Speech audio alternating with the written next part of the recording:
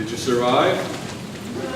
Did you make it through another Lent, another Holy Week, another late night Pascha, and still standing? Did you have to take a day or two off to recover? I hope so, because that means you were all in. And that's how we like it. But I had to wonder, as you read these Gospels, what was the first bright week like?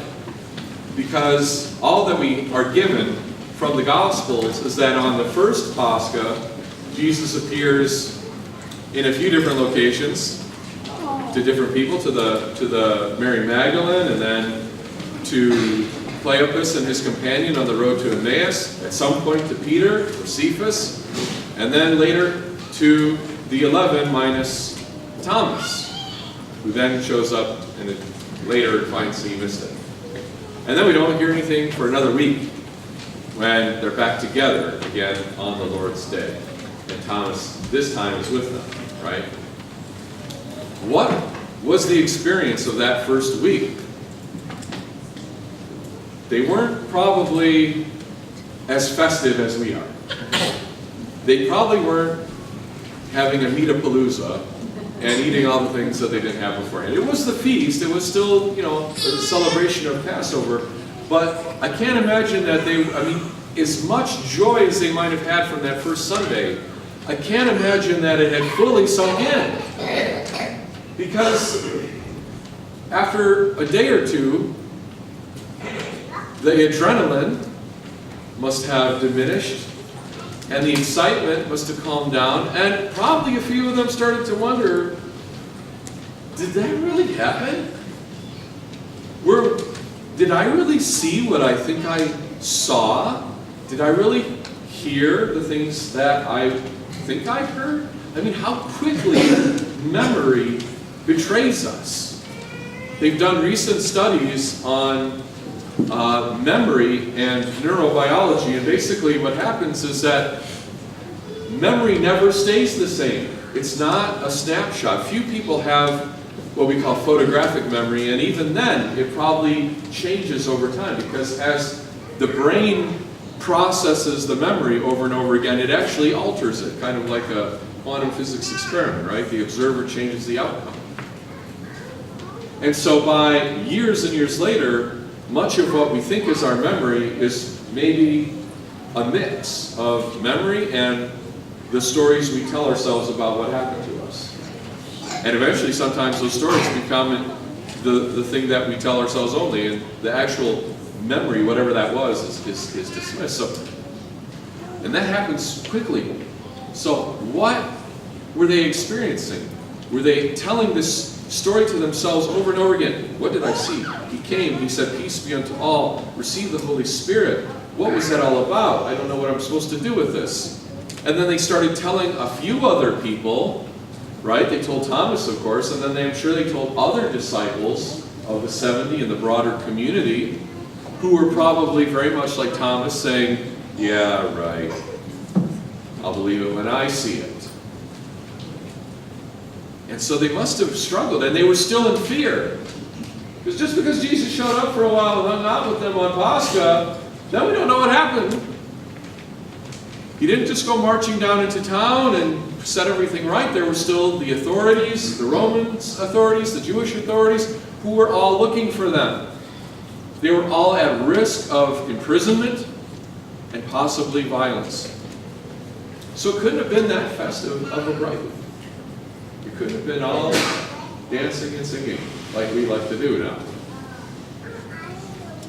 And so the 8th day comes, and Thomas shows up. Thomas, the honest one, who said, unless I touch the wounds in the hands and put my hand in his side, unless I physically confirm it, I will not believe. And that finally comes to pass when Jesus shows up then on the 8th day, the appropriate, right, the 8th day, and appears to them and immediately addresses Thomas and says, Thomas, come, touch my hands, touch my side. Don't be unbelieving, but believing. Thank God for Thomas. Our hymns talk about the blessed doubt of Thomas, how important that was. Not only for himself, but even for the other 10 disciples who had already seen Jesus. Because he was confirming as well for them their memory. He was confirming for them that yes, what they saw was real. It was physically real. It was not an apparition, was not a ghost, was not some strange vision, was not some deception of the evil one, but was a living, breathing, real Jesus risen from the dead. And because of that, they were able to then go forward and start to actually do the things that God prepared them to do. And the gospel we read says, Jesus did many other works before his disciples, but these are written. So we don't know. There's a whole bunch of other stuff that Jesus did in those 40 days. We only know a couple of them. We know that he eventually went to Galilee, appeared to them on the mountain, gave them the Great Commission and so forth, and then ascended into heaven on the Mount of Olivet eventually. We don't know all the other little things. He went fishing with them basically. He told them, bring some fish. That's it.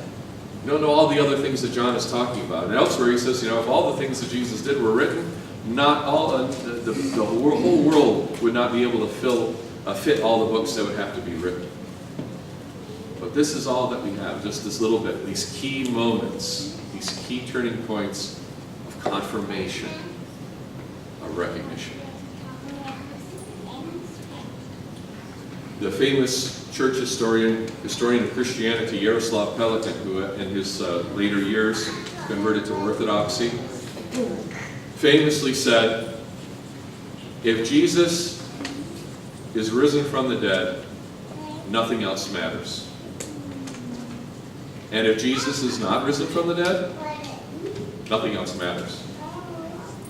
Ponder this wonderful Zen koan, if you will, because it's very true.